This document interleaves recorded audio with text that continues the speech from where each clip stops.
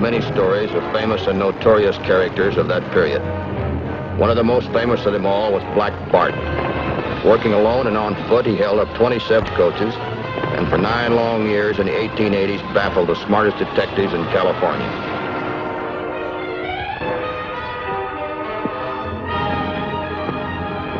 I'm Matt Clark, railroad detective assigned to the Black Bart case. His repeated stage holdups had cost the railroads and Wells Fargo thousands of dollars. The sheriff in this one-horse hunt had captured a man and claimed he was a notorious Black Bart. Hello, Matt. Howdy, Sheriff.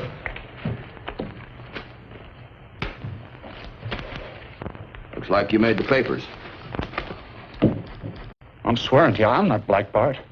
Sure, the sheriff caught me sticking up a stagecoach, but I'm not guilty of all these other robberies. I suppose you deny you didn't have this over your head when I caught you. Well, there's no denying that this is a trademark of Black Bart. But I got good reason to believe this man's telling the truth. Black Bart's always worked alone. But when you picked up this man, he had a gang with him. And another thing. He used a pistol instead of a sawed-off shotgun. If you want more proof, why don't you talk to that Wells Fargo detective from San Francisco named Harris? Bob Harris? That's right. Got in town this morning. Just left here after having a talk with Black Bart. Where's he stopping? Over the hotel. Please believe me, I'm not guilty of these holdups. I don't think you are either.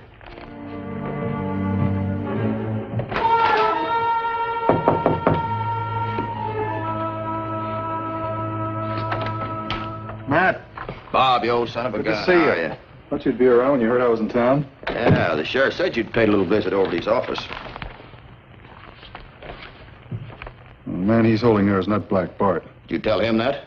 I told him I couldn't swear he was the man. Come on, sit down. Look, Bob, there's no detective on the West Coast that knows more about Black Bart than you do. You could have convinced him of that. Why didn't you? Take advantage of all the free publicity, that's why. As soon as Black Bart reads those headlines, he'll want to pull another job, just to show us how wrong we are. What do you expect him to do? Send you a timetable? The next best thing. Maybe we can send him one. Yeah? I'm listening. Bart's pulled 26 robberies so far, most of them between Wairika and Sonora. You think he'll take that route again? He might, if we make the payload attractive enough. There's only one hitch in that, Bob. If he sees mugs like yours and mine riding the coach, he'll never step out of the bushes. You got me there. Did you ever think of using a woman? Never have. What could a woman do? She wouldn't arouse suspicion. And I've got just a girl. Trained head and a cool observer. If we let her ride the coaches with a big payload of marked money and gold, and if we just happen not to be too far away at any given time. Sounds good. Send for her. You stick right here. I'll back.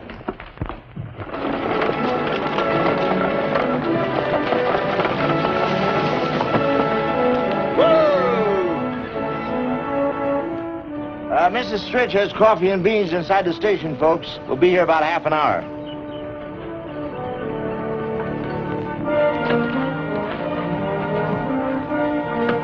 Thank you, Mr. Bowles. Pleasure. My partner, Frankie Adams, had been waiting in San Francisco, ready, willing, and able. Now I was meeting her on her first day out.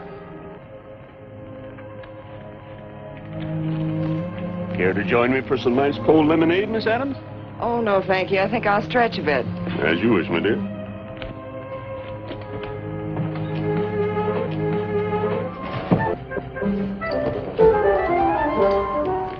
Stick 'em up, Mr. McGardle. Don't turn around. I'm Bart. Don't ever do that. Oh, please don't shoot me, Black Bart. I'm just a hard-working stage driver with a family to support. I'll give you anything I got. You better. And be quick about it. I got it up there in the booth. Just give me a second and I'll get it for you.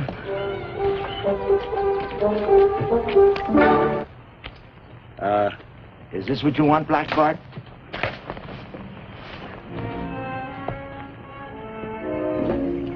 Well, what's the matter, Todd? Don't you like it?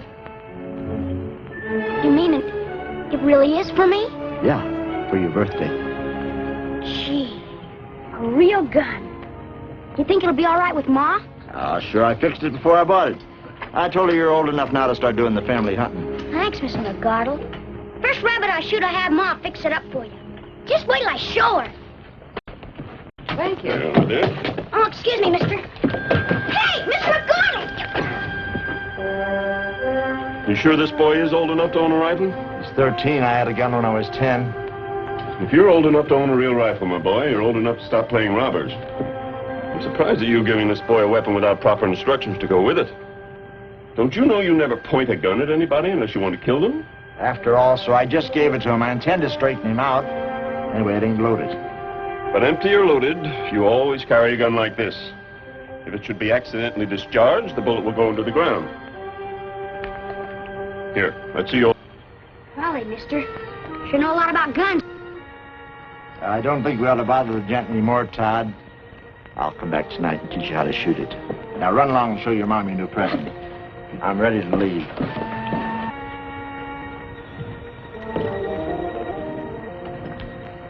How was the ride? Rough.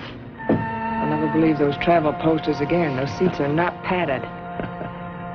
How long will I be riding this chariot back and forth? 2 weeks. Oh, no.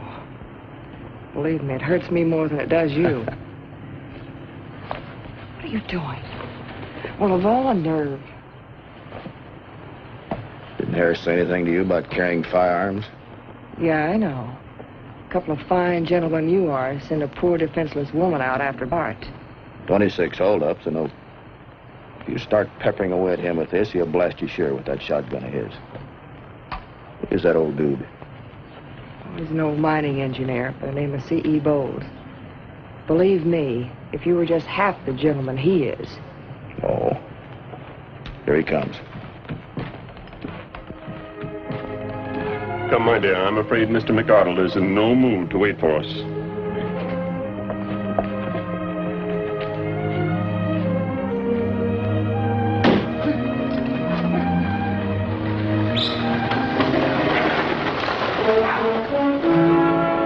That's the way it was going to be for almost 2 weeks.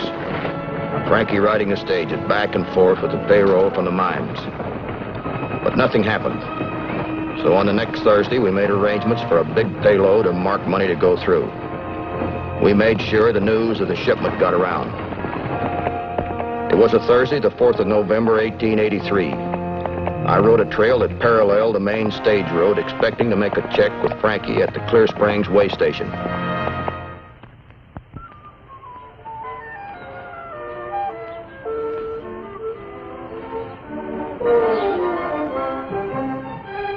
Oh, boy.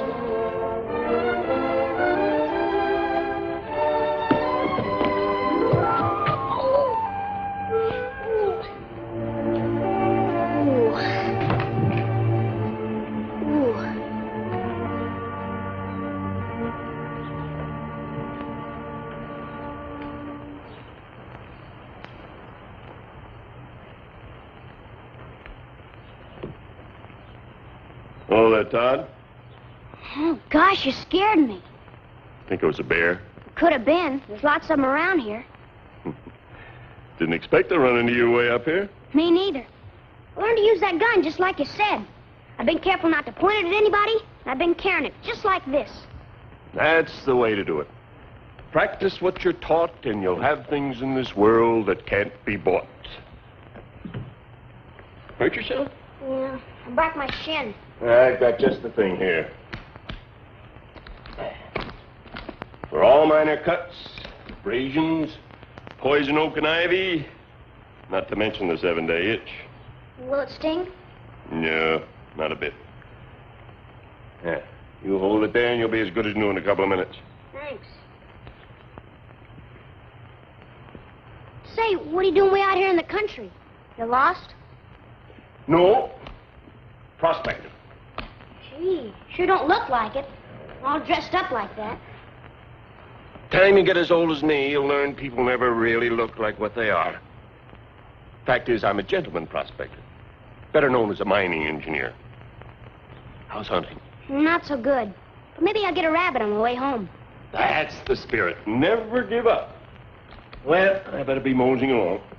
Good luck, Sonny. Good luck to you, sir. Oh, you find a lot of gold. I usually do, young man. I usually do.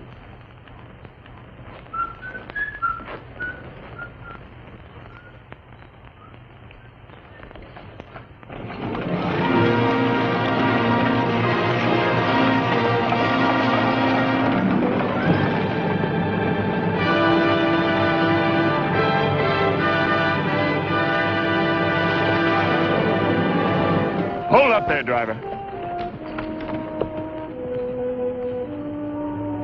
Throw down your gun. Now the box. I can't. It's tied off in the back boot. Set the brake and tie off the rein.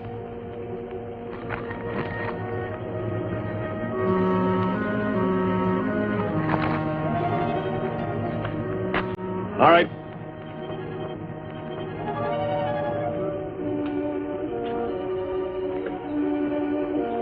Keep your purse. It's not my habit to rob or hurt the ladies.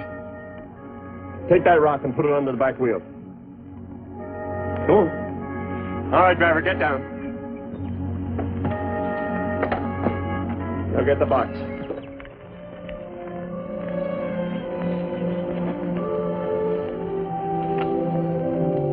Help him, miss.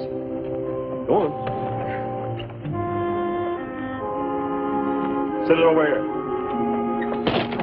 All right, driver, back on the seat. In the coach, miss.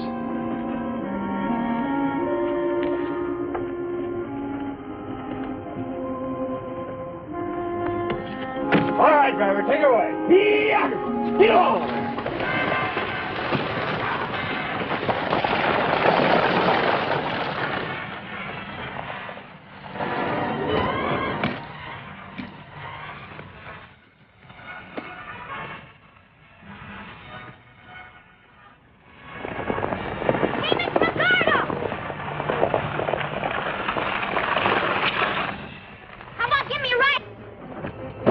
Give me that gun. What's wrong? Hold up, Black Bart. You stay here. You ain't coming. I wouldn't miss this for anything.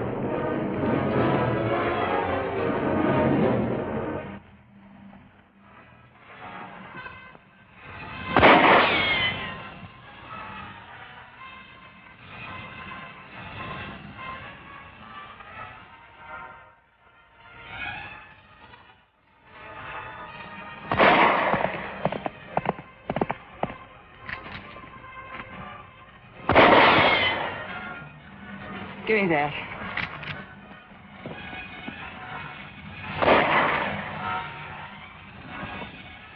Gee willikins, you winged him.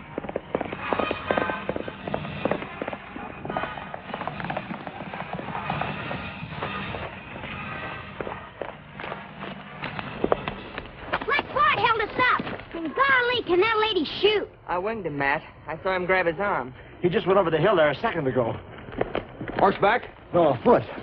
He probably has a horse hidden on the other side. We get back to... Got a shotgun.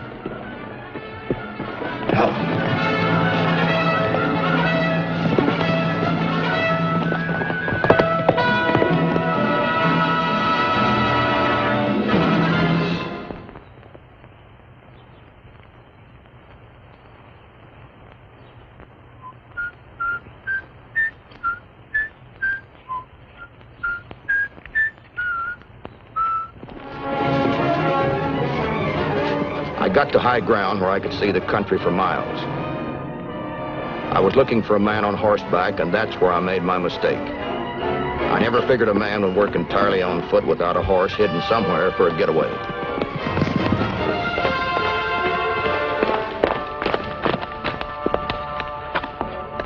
Didn't have any luck, Frankie. Todd and I searched every inch of ground. We found clues strewn halfway down the canyon. He was carrying that valise and that axe. He says he's sure he met Black Bart just before the robbery. You think you could identify him if you saw him again, Todd? Oh, sure. He was the same man who was at the way station when I got my gun. That mining engineer that called himself C.E. Bowles? He even helped bandage up my leg. That's his own handkerchief. He tied it on himself. Say, Todd, you think I could borrow that handkerchief for a while? Oh, sure. He'd stopped bleeding by now. Okay. Will that give us anything? It might, once we get to San Francisco and see Bob Harris at the Wells Fargo office. Oh, this he left on purpose.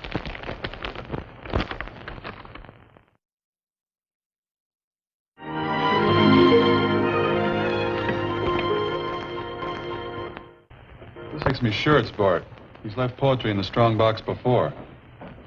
I've labored long and hard for bread, for money and large sums, but on my corns too long you've tread. Too bad he didn't finish it. That could be argued a half a dozen different ways. Frankie didn't give him much of a chance to. I wonder what that last line is. Now we'll have to capture him to find out. As long as we can't find a man by the name of C.E. Bowles, I've got a hunch that this is our strongest clue. What do you think of that mark in the corner of the handkerchief? Chinese character. I'd say it's a laundry mark. Must be 1,000 laundries in California. I don't think we'll have to take in all of California. The marked money Bart took from the strong box has been turning up here in San Francisco. There's a possibility that Bart lives right here in the city between robberies. That'll be a good job for you, Frankie. That's what I was afraid of. Well, come on, let's go.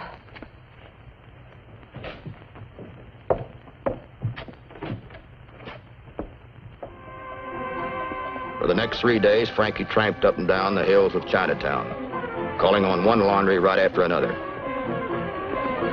It began to look like this would go on for weeks, that we'd have to start working on laundries outside of Chinatown when...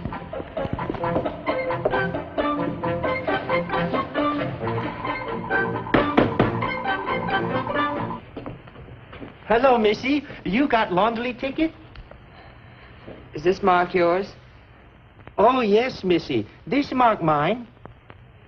Who does it belong to? One moment, please. I tell you.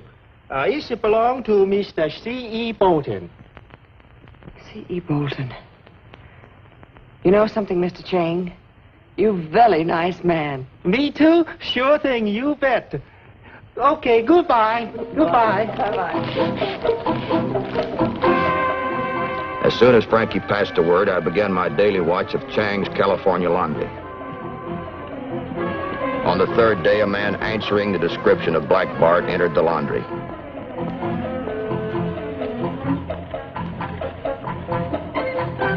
Oh, there it is. Very good. One moment, please. I get for you.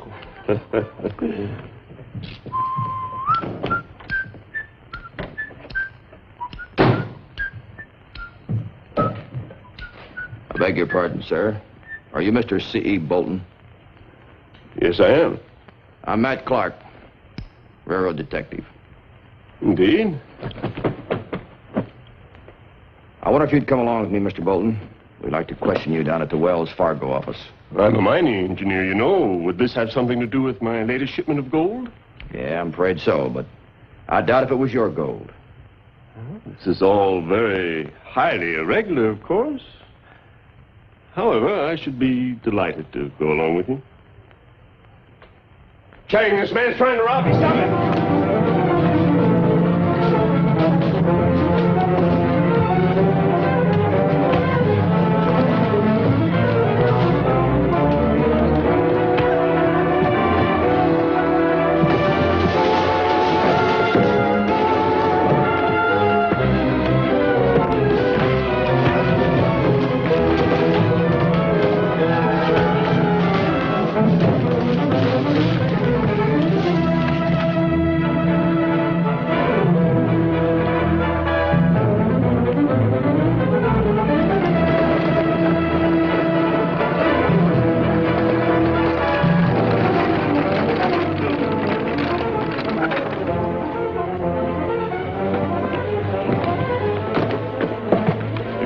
Sir, I'll be forced to shoot.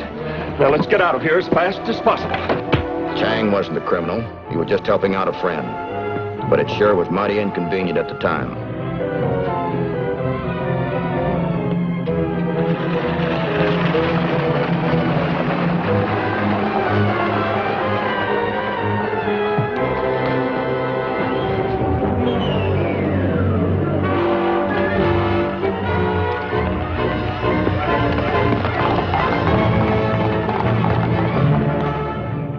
Had Bart turned into town and tried to get away on foot, he might have made it. As it was, he headed for open country. I guess he didn't figure on me having a horse close by.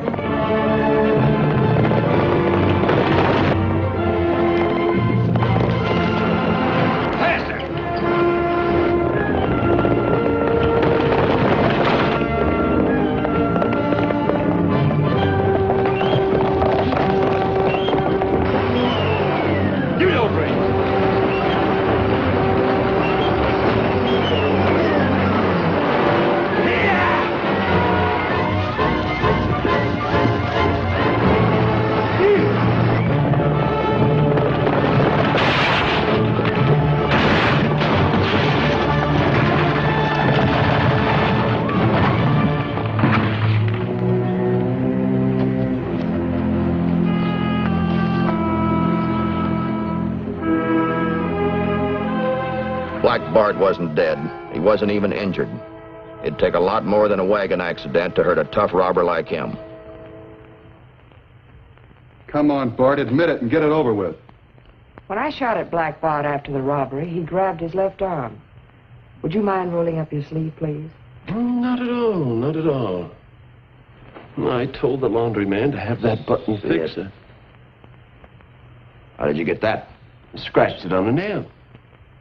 Pardon me.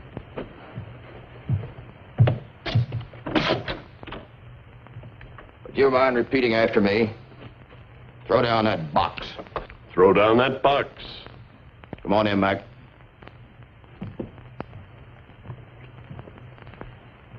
The voice you just heard, Mac, whose is it?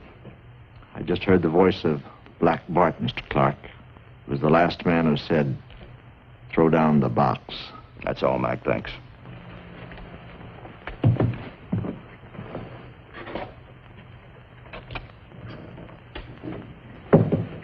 Dodge, you said you talked to a man about 30 minutes before the robbery. He said he was carrying an axe and a shotgun. Is that man in this room? That's the man, sir. Gee, I'm sorry, mister. After you were so nice to me and everything. Fixing my leg with your handkerchief.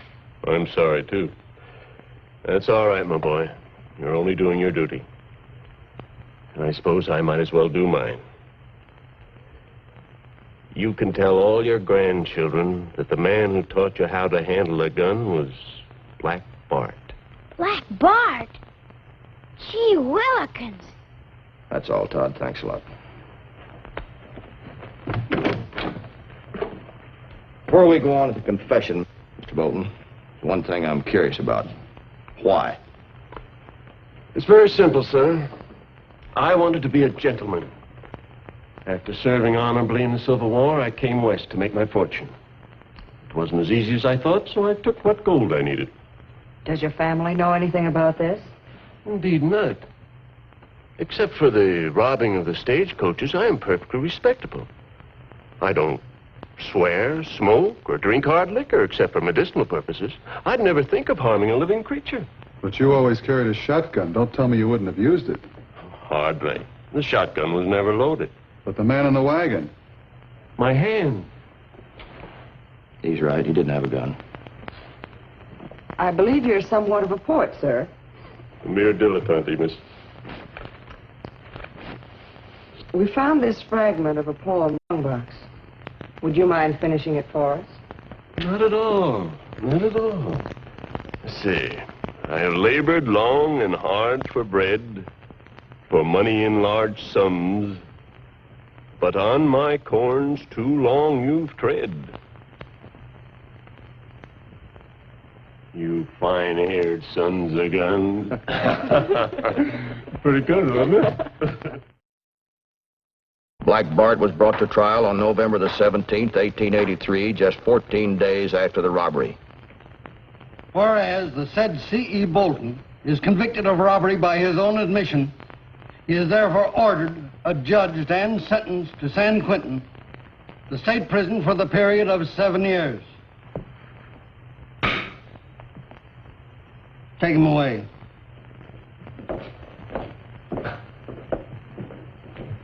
Too bad he didn't stick to writing poetry instead of robbery, eh, Judge? It's all according to taste, Mr. Clark.